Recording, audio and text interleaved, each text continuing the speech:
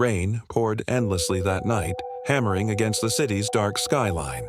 A young journalist named Arga had just moved into apartment 404, the last room at the end of the fourth floor.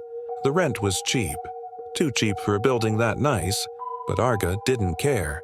He only needed silence to finish his latest report. A report about the mysterious disappearance of a woman in this very apartment complex. The first night was calm, until around 1 a.m., Arga woke to the sound of footsteps in the hallway. Slow, heavy, dragging. Thump, thump, thump. He peeked through the door. The corridor was empty, except for a flickering light at the far end and a faint trail of red stains leading toward the emergency stairs. Heart pounding, he followed the stains with his phone's flashlight. They ended beside a large suitcase. The zipper was slightly open.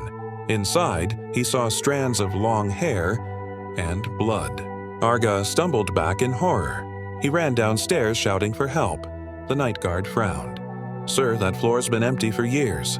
"No one lives on the fourth." Arga's voice trembled. "But I live there." "Room 404, the guard paled. "There's no room 404 on our rental list. Not since the incident." Arga swallowed hard. "What incident?" the guard whispered.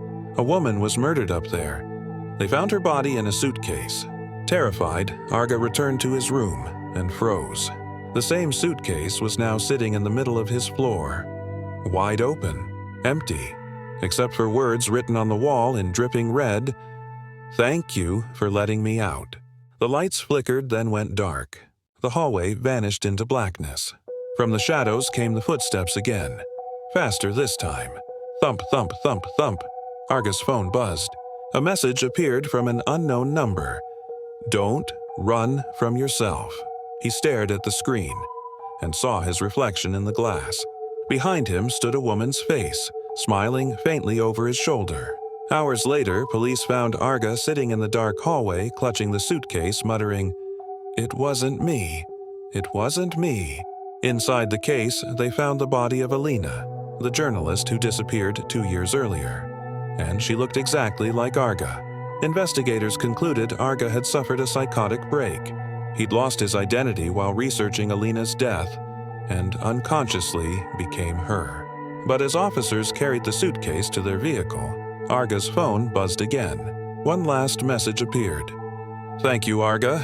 Now it's your turn to rest inside." Moments later, the trunk of the police car locked itself from the inside. When they forced it open, the suitcase was empty. Only a single strand of long hair remained, and a blood-stained ID card that now read